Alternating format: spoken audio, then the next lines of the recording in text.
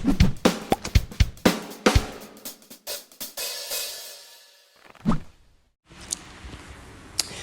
Guys, आप सभी का स्वागत है आपके YouTube channel flying shorting zone में। सो गाइस, आज हम DSSB में जो स्टेनोग्राफर रिक्रूट होते हैं अंडर सर्विसेज डिपार्टमेंट, जिसमें अराउंड 100+ डिपार्टमेंट्स हैं दिल्ली गवर्नमेंट के, जिनमें आपको टाइम टू टाइम सर्विस देनी होगी और आपका जो ट्रांसफ़र है वो इन डिपार्टमेंट्स होता रहता है। उनके बारे में बात करेंगे, उनके प्रमोशन रूल्स क्या हैं। स्टेनोग्राफर ग्रेड 3, जिसे आज स्टेनोग्राफर कहा जाता है, वहाँ से लेकर PPS बनने तक आपको क्या क्या करना है और किस तरीके से प्रमोशन होता है, उस पर बात करेंगे। चलिए, सबसे पहले हम बात करते हैं स्टेनोग्राफर ग्रेड 3 यानी कि ग्रुप C नॉन गेजेटेड। देखिए गाइज, ये नॉन मिनिस्ट्रियल पोस्ट है। PPS को अगर आप छोड़ दें तो जो भी PS रैंक तक यानी कि सीनियर पर्सनल असिस्टेंट रैंक तक जो दिल्ली गवर्नमेंट में है वो नॉन मिनिस्ट्रियल है। And stenographer grade 3 group C में आता है, नॉन गेजेटेड है, as equivalent to SSC grade D stenographer. आज की डेट में इसका जो डेजिग्नेशन है वो स्टेनोग्राफर कर दिया गया है, नॉट स्टेनोग्राफर ग्रेड 3। क्वालिफ़िकेशन पे चलते हैं। सो गाइस, क्वालिफ़िकेशन जो है इसका डायरेक्ट रिक्रूटमेंट बेस पे होता है, प्योरली 100% डायरेक्ट रिक्रूटमेंट है।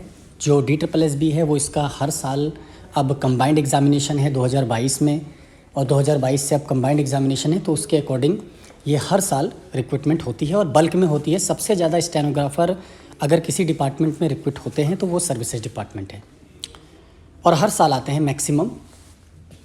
पिछले कुछ सालों से लगभग लगातार सालों में इनका एडवर्टीज़मेंट हो रहा है। क्वालिफ़िकेशन सिर्फ 12th पास होती है। 80 वर्ड्स पर मिनट में आपको शॉर्ट हैंड आनी चाहिए, आप अगर इंग्लिश से हैं तो भी और हिंदी से हैं तो भी।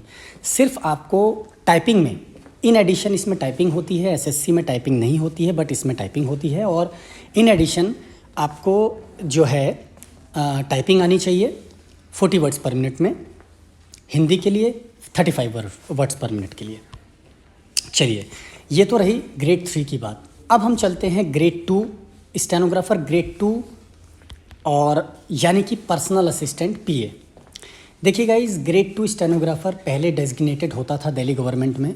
आज की डेट में इसको पर्सनल असिस्टेंट यानी कि PA कहा जाता है। Group B non gazetted, as usual non ministerial.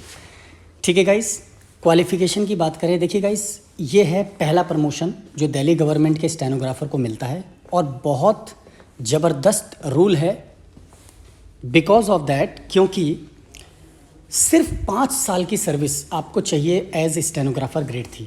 अगर आपने एज स्टेनोग्राफर ग्रेड 3 यानी कि जो आप डायरेक्ट रिक्रूट हुए हैं उसके अकॉर्डिंग आपने मिनिमम 5 साल की सर्विस कर ली तो आप एलिजिबल हो जाएंगे पर्सनल असिस्टेंट PA बनने के लिए।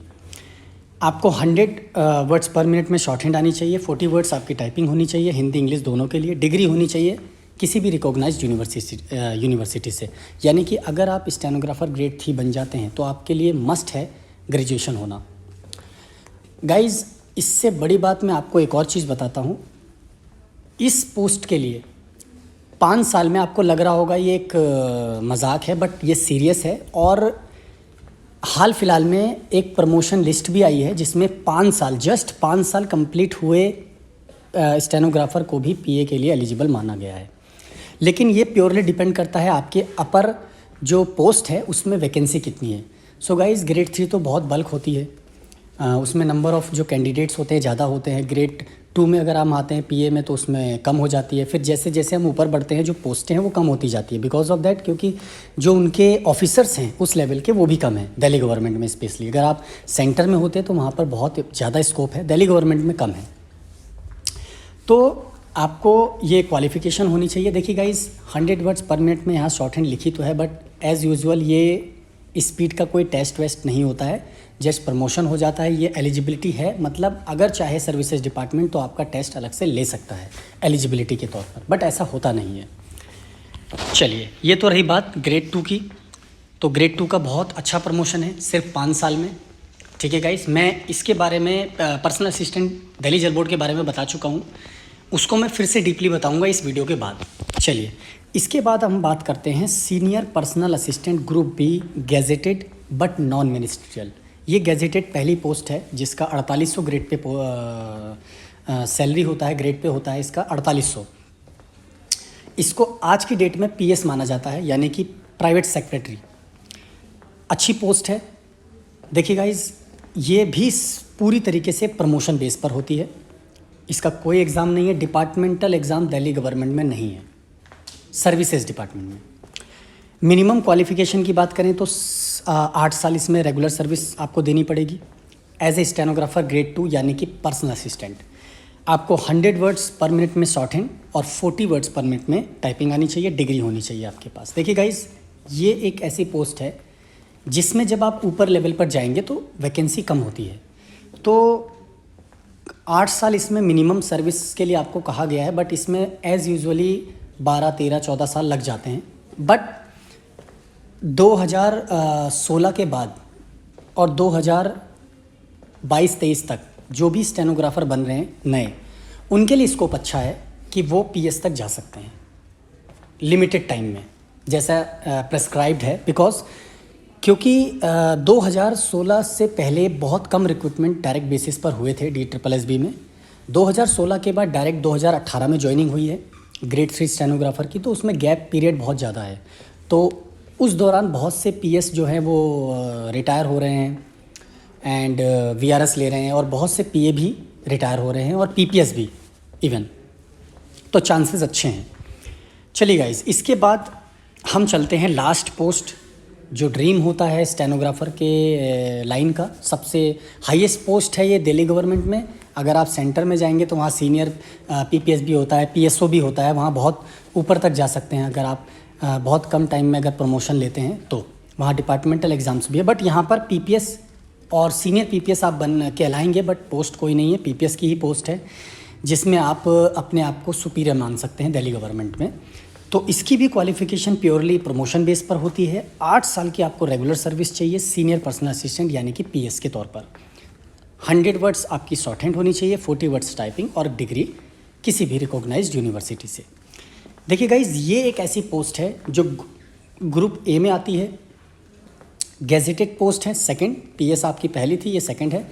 ये मिनिस्ट्रियल पोस्ट है, ठीक है गाइज, ये मिनिस्ट्रियल पोस्ट है। सो ये प्रमोशन रूल्स थे दिल्ली गवर्नमेंट सर्विसेज डिपार्टमेंट के। गाइज़, ये वीडियो आपको अच्छी लगी होगी, डेफिनेटली लगी होगी। लाइक शेयर ज़रूर कर देना। अगर आप चैनल पे नए हैं, चैनल को सब्सक्राइब ज़रूर कर लें। आपका सब्सक्रिप्शन मुझे मोटिवेशन देता है, मैं आपके लिए और इंटरेस्टिंग वीडियो लाता रहूँगा।